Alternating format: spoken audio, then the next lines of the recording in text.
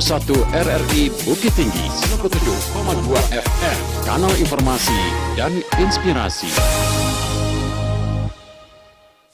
Waspada, teliti, periksa kebenaran berita dan informasi, dicek fakta. Pro 1 RRI.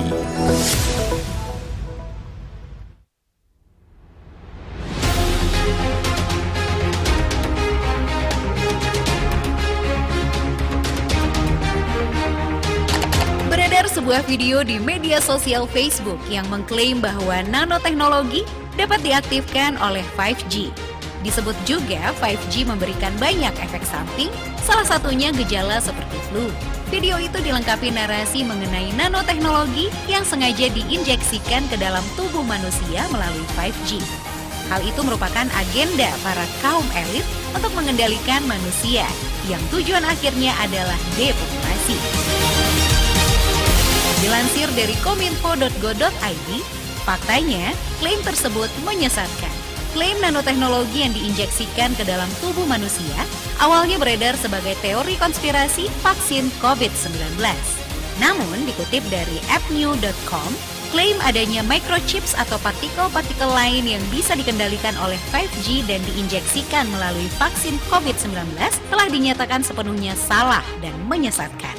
Situs BBC.com juga telah membahas beberapa klaim mengenai nanopartikel yang dimasukkan ke tubuh manusia melalui vaksin di artikel berjudul Coronavirus, Bill Gates Microchip Conspiracy Theory and Other Vaccine Claims Fact Checked, yang dipublikasikan sejak Mei 2020.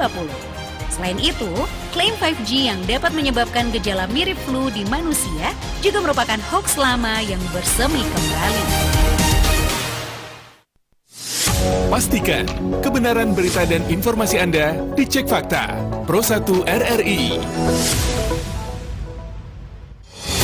Anda masih bersama Pro 1 RRI Bukit Tinggi 97,2 FM, kanal informasi dan inspirasi.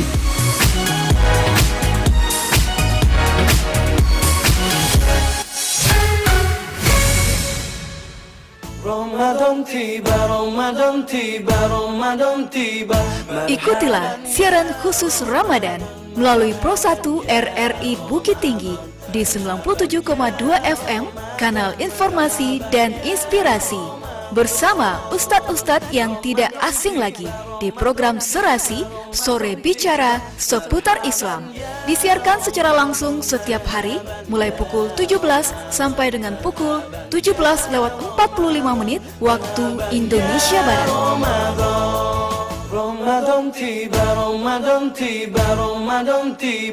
Ikuti program acara Serasi Sore Bicara Seputar Islam. Sore ini bersama Ustadz Edi Syahmian, live di Pro 1 RRI Bukit Tinggi 97,2 FM dan kanal YouTube RRI Bukit Tinggi. Mulai pukul 17 hingga pukul 17:45 waktu Indonesia Barat. Anda bisa berinteraksi melalui line telepon 0811 669 9480. Anda bertanya, Ustadz menjawab. Acara ini bekerjasama dengan Bank Syariah Indonesia KCP Jalan Sudirman, Birugo, Bukit Tinggi.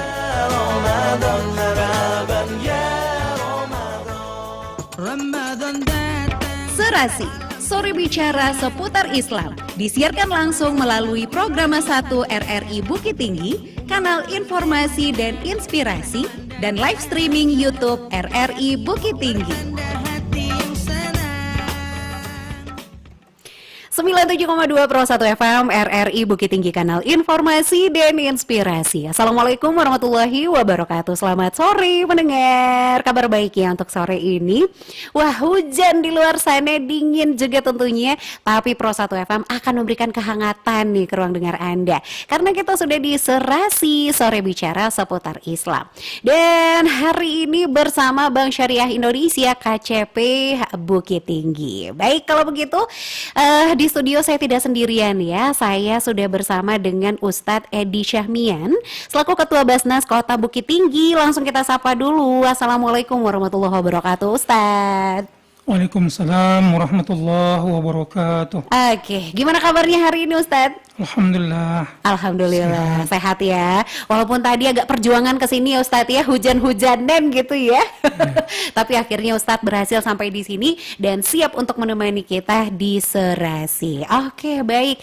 Dan tema kita hari ini tentang keistimewaan Al-Qur'an ya Ustadz Edi ya. Iya. Baik, kalau begitu silakan Ustadz dengan tausiahnya. Bismillahirrahmanirrahim. Assalamualaikum warahmatullahi wabarakatuh. Alhamdulillahi rabbil alamin.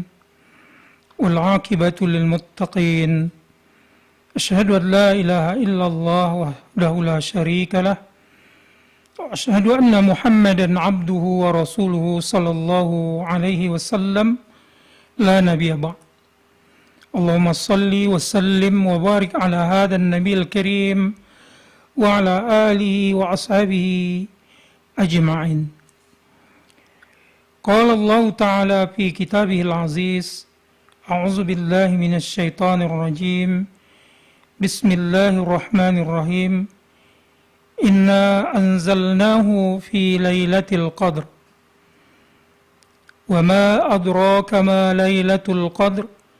Lailatul Qadri khairum min alfi syahr.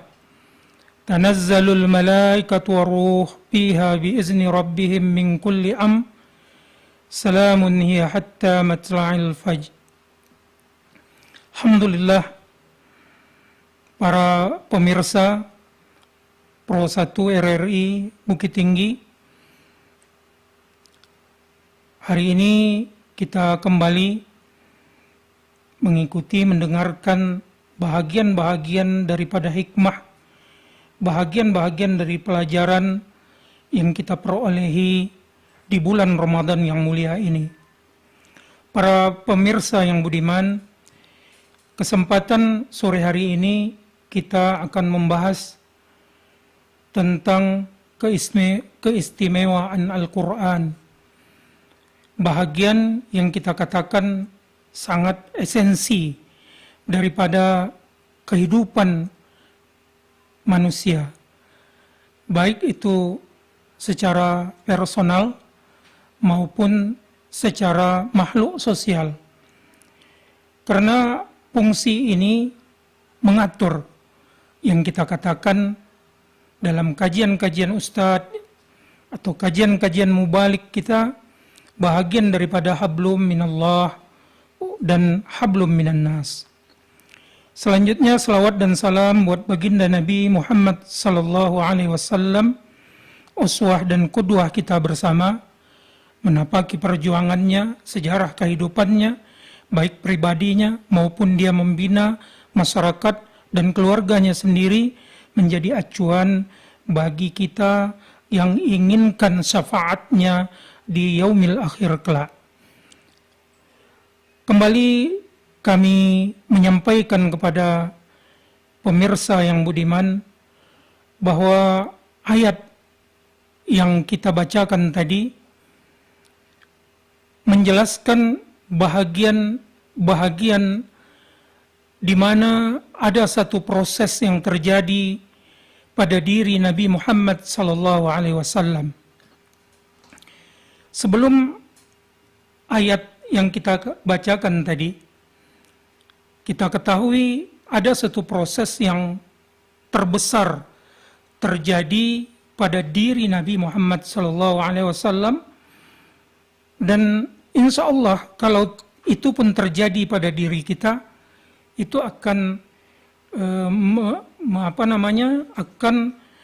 terlihat satu perubahan yang terbesar pada diri kita, terutama at-tafkir. Apa itu at-tafkir? Tafkir itu adalah cara berpikir. Rasulullah SAW, di mana kita tahu di surat Al-Alaq, di mana ada satu proses terjadi pada diri Rasulullah. Pemirsa yang budiman, kita ketahui bahwa kita pada saat ini, hari ini tanggal 16 Ramadan. Insya Allah, kalau Allah panjangkan umur kita akan bertemu dengan malam yang dinamakan Nuzulul Quran. Kaitannya kenapa kita hubungkan dengan Nuzulul Quran, suatu peristiwa besar yang terjadi pada diri Rasulullah Sallallahu Alaihi Wasallam. Kembali kita kepada apa yang kita sampaikan tadi, bahwa satu proses, baik itu secara berpikir maupun secara kejiwaan, terjadi pada diri Nabi kita, Nabi Muhammad Sallallahu Alaihi Wasallam, dengan satu peristiwa di mana Nabi Sallallahu Alaihi Wasallam ketika beruzlah, ketika dia berada di dalam Gua Hira, maka pada suatu hari datang kepadanya makhluk Allah, yakni Jibril alaihissalam, membawa wahyu daripada Allah Subhanahu wa taala. Yang kita ketahui secara bersama bahwa wahyu yang pertama itu adalah surat Al-Alaq, di mana dibunyikan Iqra bismi rabbik. A'udzubillahi minasyaitonir rajim. Bismillahirrahmanirrahim. Iqra bismi rabbikal ladzi khalaq. Khalaqal insana min 'alaq. Iqra wa rabbukal akram alladzi 'allama bil qalam. 'Allamal insana ma lam ya'lam. Bahagian penggalan ayat ini 1-5 daripada surat Al-Alaq ini, kita katakan masih kita garis bawahi suatu peristiwa besar terjadi. Kenapa demikian? Secara berpikir, kita tahu bahwa Nabi kita, Nabi Muhammad sallallahu alaihi wasallam, ketika proses menerima wahyu itu, dia sudah berumur 40 tahun. Siapa saja di antara kita secara psikologis, secara psikis, kita orang yang setelah umur 40 tahun atau pada umur 40 tahun itu masa sebuah peningkatan yang secara proses akan terjadi pada diri seseorang. Apakah itu proses pada dirinya, apakah proses itu pada tempat dia bekerja atau amal-amalnya. Karena kita ketahui di umur sekian kalau belum juga ada kesadaran bagi seseorang, itu payah sekali untuk memberikan kesadaran pada diri seseorang yang belum sadar. Kita katakan demikian, Nabi Muhammad sallallahu alaihi wasallam ketika bertahammus, ketika dia uzlah, ketika dia berada di dalam Gua Hira itu, datang makhluk yang kita katakan malaikat Jibril itu berkali-kali mengajarkan kepada beliau wahyu Allah Subhanahu wa taala. Cuman waktu itu belum lengkap kata-katanya, firman-Nya atau wahyunya, baru dia mengucapkan Iqra. Iqra. Secara harfiah kita mengartikan bahagian daripada kata-kata Iqra itu adalah fi'lul amr, artinya perintah. Namun Nabi Muhammad sallallahu alaihi wasallam, dia diam saja ketika berkali-kali disampaikan kepada diri beliau oleh Jibril alaihissalam, Iqra, baru Iqra ya Muhammad, Iqra ya Muhammad, Iqra ya Muhammad. Muhammad yang kita ketahui hidup di kala itu memang dia tidak, ya, sebagai manusia biasa, dia tidak mudah untuk diotak-atik cara berpikirnya oleh siapapun, oleh apapun yang ada terjadi pada masyarakat Quraisy. Kita katakan walaupun masyarakat Quraisy itu jahiliyahnya itu karena belum diatur dengan Al-Quran.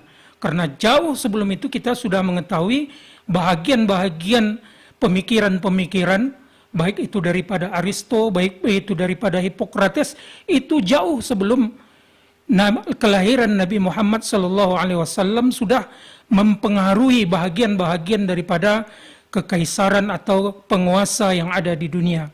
Namun Nabi Muhammad SAW berkali-kali dikatakan oleh Jibril alaihissalam, Iqra, Iqra ya Muhammad.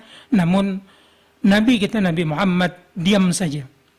Setelah ayat ini ditambah, dilanjutkan oleh Jibril alaihissalam, barulah ada satu proses, satu frase yang ada pada diri kita Nabi Muhammad sallallahu alaihi wasallam. Apa ayat itu? Iqra bismi rabbik. Bismi rabbik.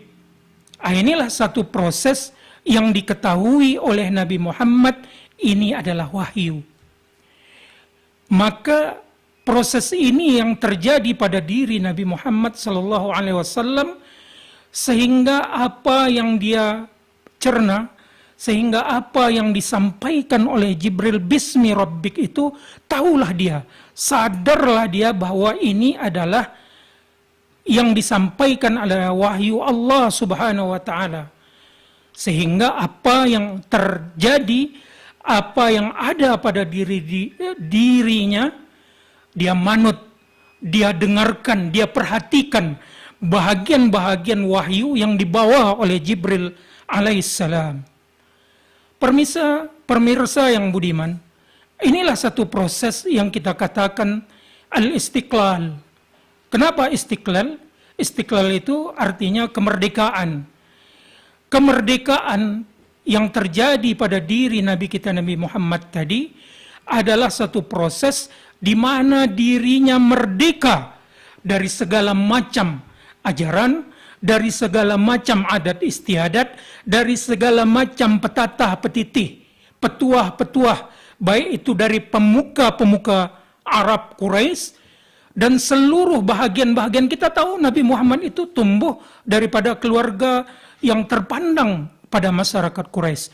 Namun keterpandangan keluarganya itu tidaklah mempengaruhi bahagian-bahagian daripada pemikirannya, yang hari itu ketika terjadi proses turunnya wahyu, benar-benar Nabi Muhammad SAW secara sadar bahwa dirinya menyerah, bahwa pemikirannya menyerah, hanya mau diatur oleh wahyu yang disampaikan oleh Allah Subhanahu wa taala melalui malaikat Jibril alaihissalam. Kenapa kita katakan ini adalah proses istiqlal, satu kemerdekaan?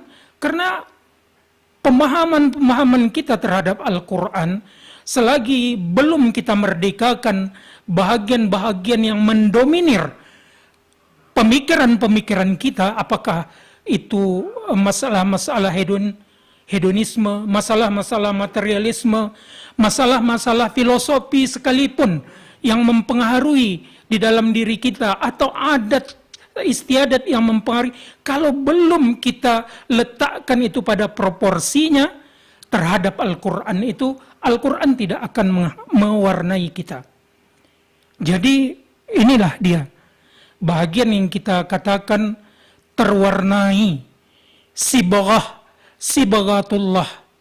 Sibghatullah itu adalah bahagian daripada warna yang dibawakan oleh Allah Subhanahu wa taala, dan warna itu diwarnai kepada pribadi insan yang bernama Muhammad sallallahu alaihi wasallam.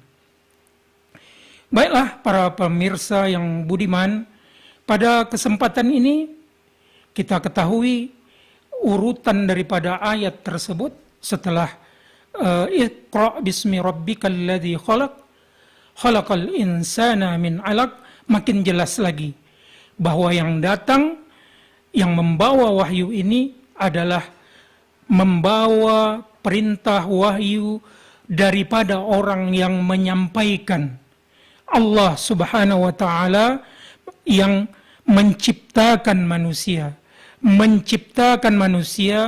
dari satu proses yang kita katakan al-alaq. Al-alaq ini adalah satu proses di mana terjadinya pembuahan antara sperma dan sel telur, dan sperma dan sel telur itu tergantung di rahim ibu seseorang bakal bayi yang dilahirkan.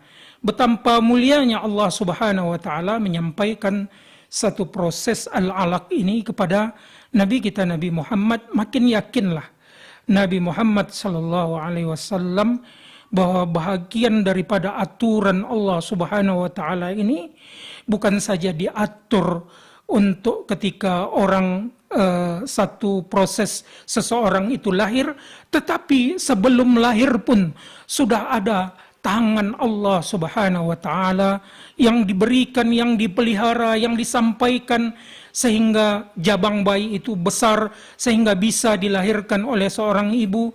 Kemudian satu proses lagi, dia lahir, kemudian menjadi manusia, menjadi kuat.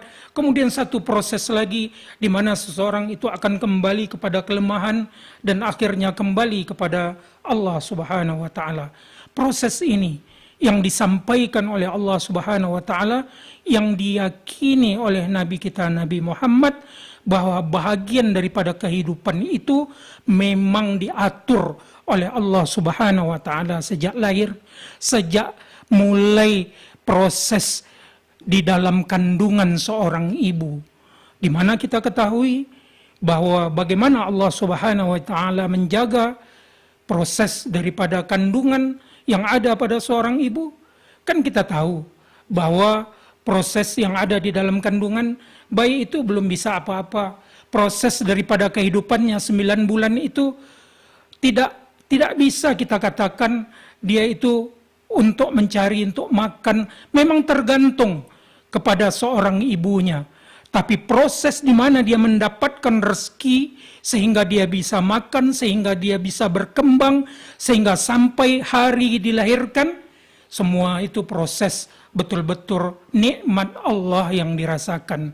Seorang bayi pun dapat merasakan bagaimana kurnia Allah Subhanahu wa taala dikirimkan lewat kandungan ibu, rezeki yang diberikan oleh Allah Subhanahu wa taala. Sebagaimana kita ketahui bahwa seluruh yang hidup, baik itu yang melata, baik pun itu yang terbang, seluruhnya rezeki telah ditakdirkan oleh Allah Subhanahu wa taala. Inilah bahagian-bahagian. Mungkin nanti setelah ini kita ada interaksi, namun perlu kita sampaikan kepada pemirsa yang budiman bahwa Ramadan adalah satu bulan di mana istimewanya kita ketahui ada suatu hari di mana yang kita bacakan tadi adalah nuzulul Quran, di mana di dalam surah Al-Baqarah setelah kita menerima perintah daripada bahagian daripada ibadah siam, kita juga mendapat penjelasan daripada ayat tersebut, Al-Baqarah 184, bahwa bahagian yang terpenting daripada turunnya Al-Quran itu turun pada bulan Ramadan. Di situ ada kata-kata hudan. Ini kembali lagi kepada apa yang terjadi pada diri Nabi Muhammad. Secara bahasa, hudan itu adalah satu-satunya yang bisa dijadikan hidayah, yang bisa dijadikan pedoman, yang bisa dijadikan kompas daripada arah kehidupan manusia.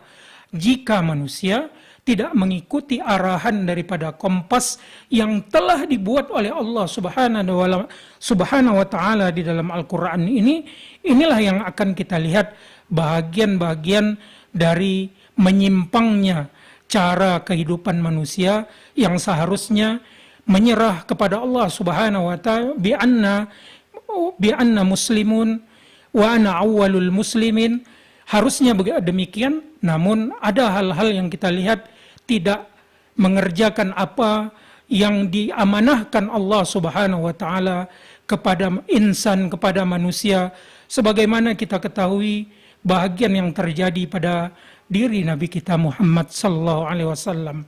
Dari itu, dari dia menerima wahyu sampai dia menutup mata 63 tahun umurnya, seluruh daripada kebijakan, baik itu pemikirannya, ucapannya, seluruhnya dikader, dibina oleh Al-Quranul Karim. Inilah yang kita kehendaki daripada diri kita pemirsa. Apakah cara berpikir kita sudah berdalil, sudah mempunyai dasar daripada Al-Quran? Baik itu cara berpikir, cara pandang, cara kita menerapkan dalam kehidupan kita, baik itu dalam bergaul, baik itu dalam membina, baik itu dalam tarbiyah pendidikan, baik itu sebagai seorang pedagang, bagaimana kita mengelola harta yang diamanahkan oleh Allah Subhanahu wa taala. Kalau kita menjadikan Al-Quran menjadi satu-satunya petunjuk, maka bahagian-bahagian pekerjaan yang kita sebutkan tadi akan menjadikan kita orang yang diselamatkan oleh Allah Subhanahu wa taala. Karena penyelamatan, karena jaminan daripada Allah Subhanahu wa taala ini memang betul-betul sempurna. Memang betul-betul sempurna bagi kita yang betul-betul lurus mengikuti Al-Quran, mengikuti wahyu atau perintah Allah Subhanahu wa taala. Baiklah, mungkin ada para pemirsa yang akan menyampaikan bahagian daripada pertanyaan dalam dialog nanti. Setelah ini kita tunggu, kemudian tentu kita akan memberikan bahagian-bahagian yang disampaikan oleh Ibnu Taimiyah di dalam pemikirannya. Pertama, Ibnu Taimiyah mengatakan bahwasanya Al-Quran itu adalah wijhah. Wijhah itu sama ada yang kita katakan tadi adalah kompas.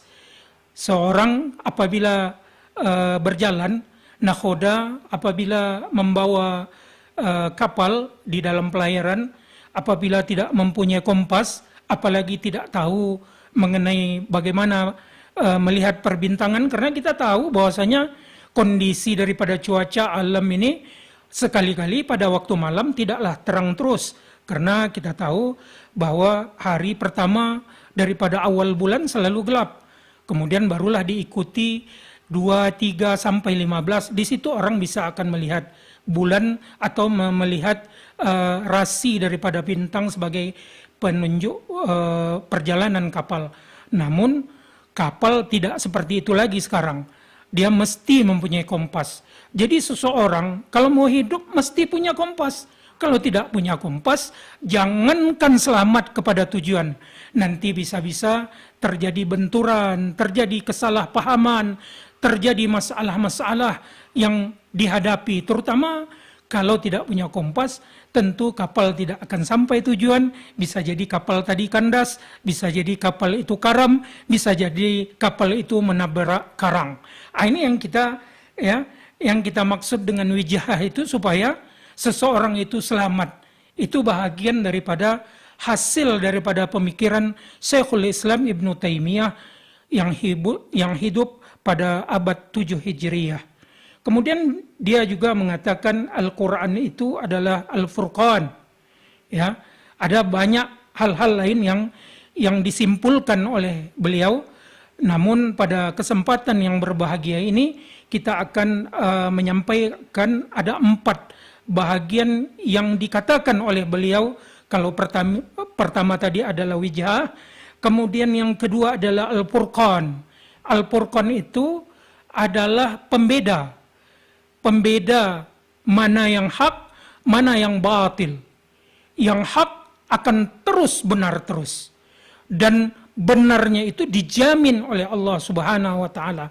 Yang batil itu pasti hancur. Apapun kebatilan, kita ketahui bagaimana suatu proses, katakanlah isme, komunisme, yang sampai kini masih menggerogoti pola pikir. Malah kadang-kadang ada orang tidak mau menanggalkan cara berpikir komunisme itu karena masih diwariskan oleh pendahulu-pendahulu mereka. Isme ini, komunisme ini pasti merusak, dan itu kita tahu hancur seluruhnya. Hancur seluruhnya. Kita tahu bagaimana kehancuran Soviet, kita tahu bagaimana kehancuran Cina yang hari ini kita terlalu kemaruk, terlalu terikut-ikut, terafiliasi sikit-sikit Cina. Boleh kita secara bukan kita rasis, boleh kita menimba ilmu, tetapi tidaklah seluruh daripada bahagian kebijakan-kebijakan pemikiran, ya seperti kebijakan Mao Zedong, kebijakan-kebijakan pendiri daripada asas dari Marxisme yang ada di Cina itu kita ikuti. Ini yang kita maksud dengan Al-Furqan. Al-Furqan itulah yang paling benar. Dan seluruh bentuk-bentuk dogma, seluruh bentuk-bentuk isme itu tidak benar. Yang benar hanyalah Al-Quran, yang karena kita katakan itu adalah bahagian kebenaran yang tidak bisa ditolak. Yang benar akan terus naik, yang batil pasti berhenti. Siapa saja yang tegak di kebatilan, ini nanti akan berhenti dengan sendirinya, karena itu adalah sunnatullah. Sudah dua. Kemudian yang ketiga, al-adlu, yang paling adil. Yang paling adil itu adalah bahagian daripada petunjuk Al-Quran. Karena kita ketahui, Al-Quran itu bukan saja bahagian yang untuk dibaca-baca. Dibaca-baca ketika MTQ. Dibaca-baca ketika mak kita atau ayah kita, datuk kita meninggal. Bukan itu saja. Tetapi Al-Quran itu menjadikan way of life. Menjadi suatu pegangan, petunjuk daripada kehidupan. Dan itu dikatakan al-adlu. Al-adlu itu yang paling adil. Yang paling adil itu adalah Al-Quran. Apapun bahagian-bahagian yang disampaikan daripada Al-Quran itu adalah keadilan. Orang coba mendebat hukum mawaris. Tapi orang tidak melihat bagian daripada hikmah. Kenapa perempuan haknya itu satu bahagian daripada dua bahagian laki-laki, sementara wanita itu satu bahagian. Orang tidak memahami bahwa hikmah daripada Allah memberikan bahagian-bahagian faraid yang demikian itu, seorang istri apabila dia sudah pisah atau sudah keluar daripada sebuah keluarga, dia pasti akan menjadi tanggung jawab penuh seorang suami.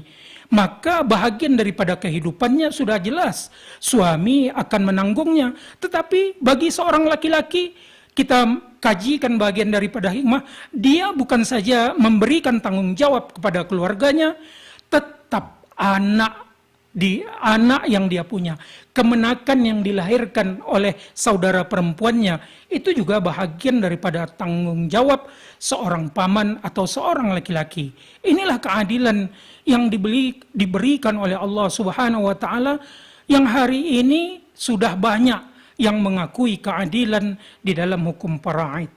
Kemudian yang terakhir kita katakan di sini, bahagian daripada pemikiran Ibnu Taimiyah itu adalah as-sabilul wasil. As-sabilul wasil adalah jalan yang diberikan oleh Allah di mana seseorang itu akan sampai kepada tujuan daripada kehidupannya. Apa sajalah, target apa sajalah yang dibuat, tetapi kalau tidak mengikutkan dasar daripada bahagian-bahagian yang ditetapkan atau yang digariskan untuk dijalankan di kehidupan dunia ini, itu tidak akan ada jaminan sampai kepada target keberhasilan. Tetapi kalau seseorang memakai di dalam kehidupannya, di dalam seluruh aspek. Jadi Al-Quran ini tidak ada sekularisme. Hari ini kita masih juga melihat ada orang cara berpikir sekularis. Karena apa? Tidak sampai cara berpikirnya memahami nilai-nilai yang ada di dalam Al-Quran. Al-Quran telah menyebutkan bahwa seluruh daripada aspek kehidupan itu diatur. Mau apa coba? Cobalah soal daripada Al-Quran ini. Mau apa saja, mulai daripada bangun tidur sampai mau tidur lagi. Mau menata diri, mau menata masyarakat, mau menata hati, mau menata pikiran, mau menata kehidupan sosial, mau menata kehidupan politik, mau menata kehidupan iktisadiyah atau ekonomi. Seluruhnya bahagian-bahagian ini dirangkum oleh Al-Quran secara sempurna.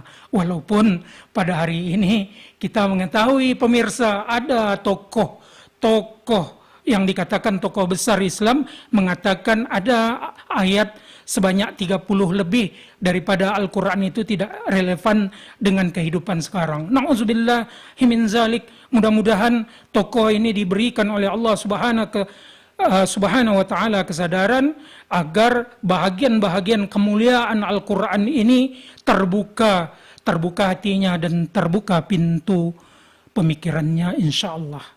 Mungkin karena kita ada sesi interaksi, kita cukupkan, insya Allah nanti di bahagian-bahagian yang lain kita akan berikan, akan kita kupas bagaimana bahagian-bahagian kemuliaan atau keistimewaan Al-Quran yang diturunkan oleh Allah Subhanahu wa Ta'ala kepada Nabi kita, Nabi Muhammad Sallallahu Alaihi Wasallam.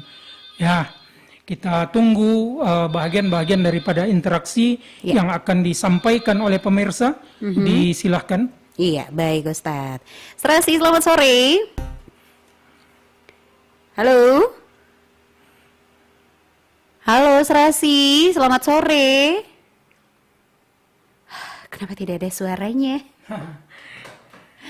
Oke, ya mungkin bisa dicoba ulang kembali ya di 0811-669-9480. Dan kami juga bisa tunggu partisipasi Anda yang ingin bertanya via WhatsApp. Masih di nomor yang sama ya, tapi kalau telepon ke WhatsApp itu tidak bisa. Jadi teleponnya ke telepon biasa dengan nomor yang sama. Oke, sekali lagi di 0811-669-9480. Masya Allah, luar biasa ya pembahasan dan topik kita di sore ini Ustadz ya, tentang keistimewaan Al-Quran. Oke, nanti kita akan ada kuis juga Ustadz dari yang sudah Ustadz sampaikan tadi. Nah, mudah-mudahan semuanya itu sudah menyimak ya. Itu pasti pertanyaannya dari tausiah yang sudah disampaikan oleh Ustadz Edi. Ayo silakan untuk yang ingin bertanya. Yuk, kita sudah buka lagi nih. Serasi, selamat sore. Halo, assalamualaikum. Iya, wah suaranya putus-putus nih. Dengan siapa ya Bapak? Lampu mati di sini. Oh, mati lampu di sana. Oke, baik. Dengan Bapak siapa ini? Halo. Halo, iya lanjut Pak, kita bisa dengar suaranya meskipun putus-putus. Dengan Bapak siapa? Iya. Halo? Halo. Iya. Iya Pak.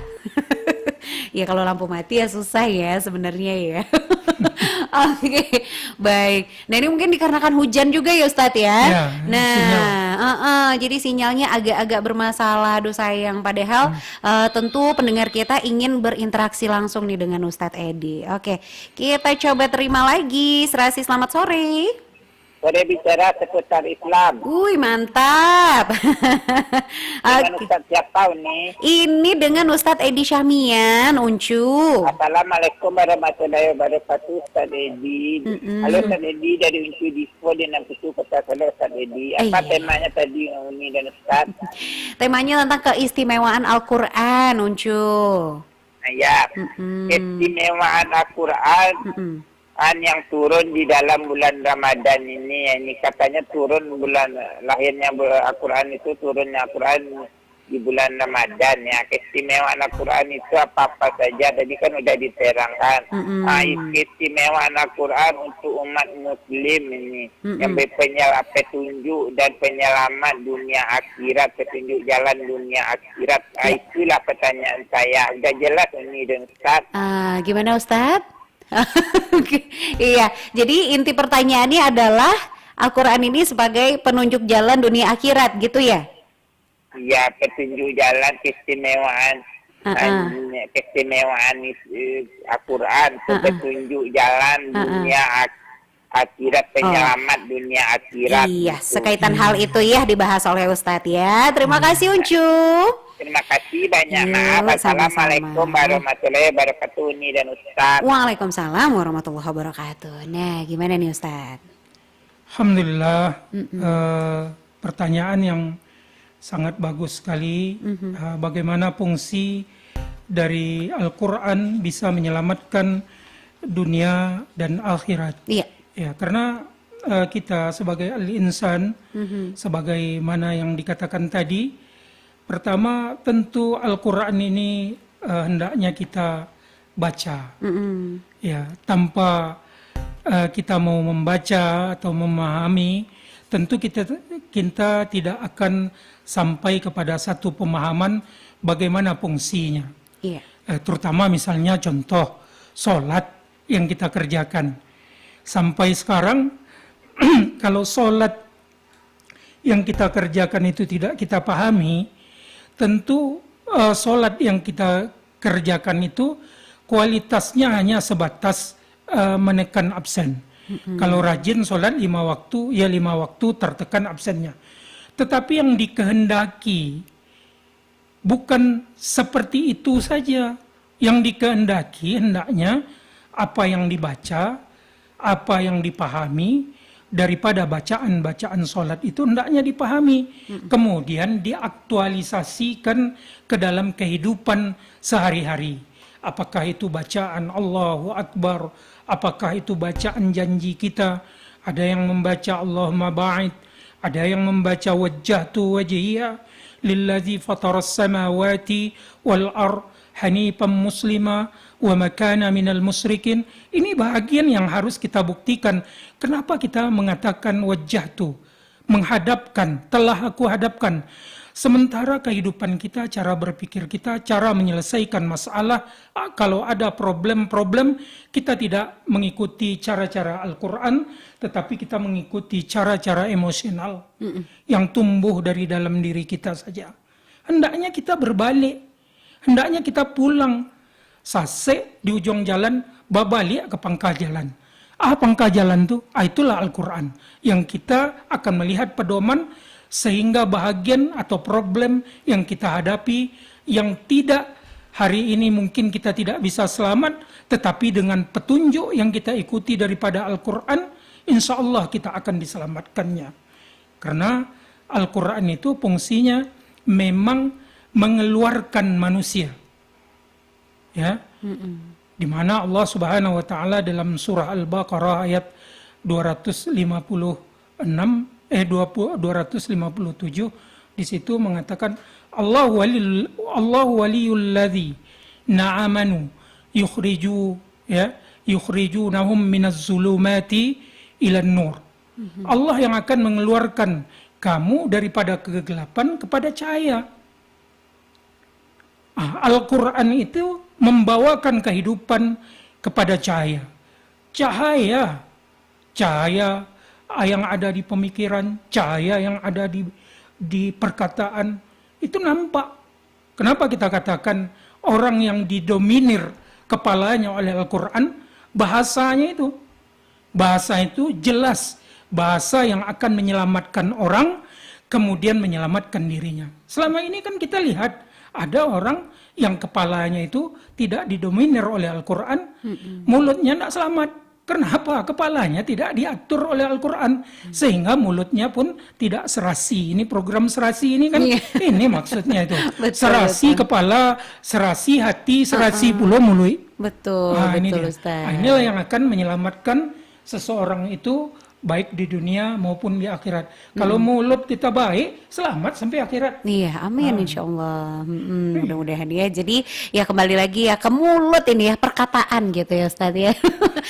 Ustadz bisa aja ini loh dicocokin sama nama acara kita, tapi cocok ya Ustadz ya. Cocok ya.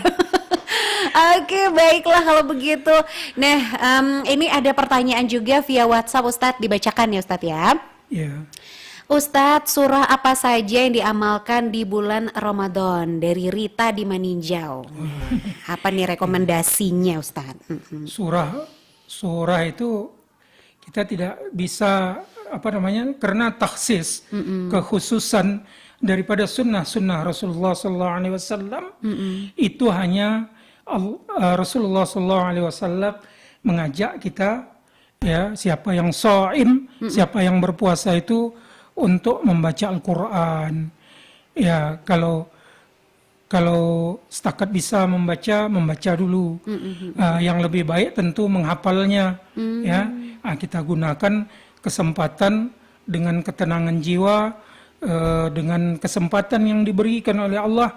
Mudah-mudahan tidak banyak exercise atau kesibukan yang lain. Tentu kita bisa fokus di bulan Ramadan ini untuk membaca Al-Quran. Jadi mengenai taksis atau mengenai kekhususan, kita tidak ada melihat bagian-bagian daripada sunnah Rasulullah SAW yang mengkhususkan ini saja dibaca. Nah, itu. Oke, pokoknya yang penting dibaca Al-Quran. Dibaca, Kalau ya, bisa rutin. dihafal. Kalau bisa dihafal. Oke. Kalau bisa lagi diamalkan. Diamalkan dalam lebih baik. kehidupan sehari-hari. Oke, baik. Nah, Ustadz, kita sudah tiba di penghujung ya untuk tausiah dan sesi tanya jawabnya di hari ini. Tapi kita akan masuk ke kuis ya, Ustadz ya. Oke, dan jangan kemana-mana, pendengar. Siapkan line teleponnya ya. Pastikan Anda belum pernah menang sebelumnya. Yuk, kalau nyimak tadi apa yang disampaikan oleh Ustadz, pasti nanti tahu jawabannya. Kuis ini dipersembahkan oleh Bank BRI Bukit Tinggi. Telepon dan jawab pertanyaan kami di 0811 669 9480.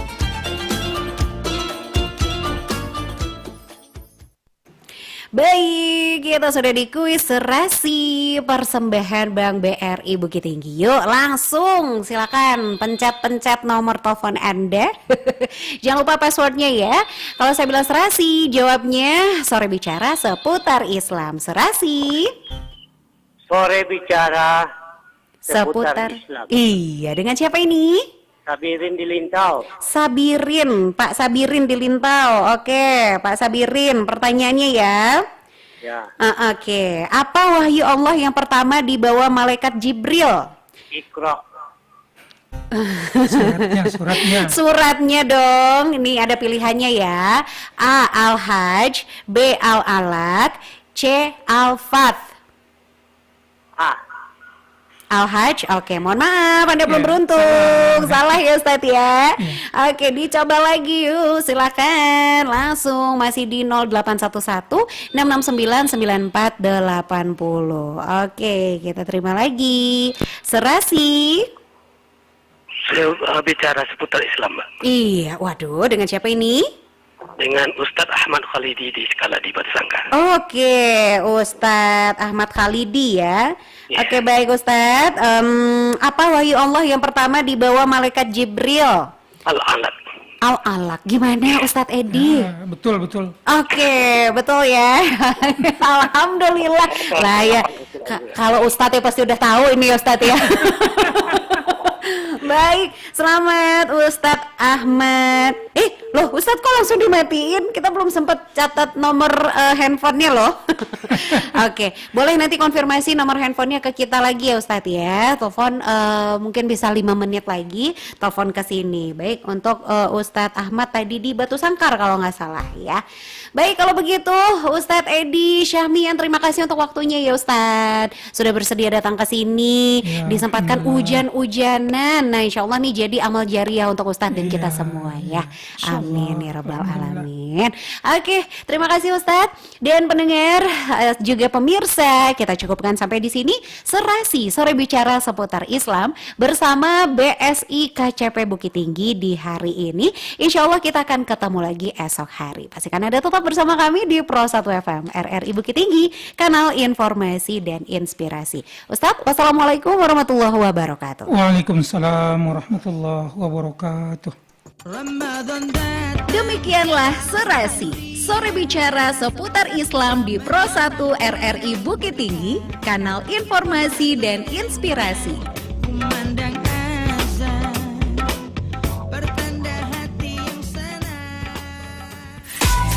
Selalu dengarkan Pro 1 RRI Bukit Tinggi. Kanal informasi dan inspirasi.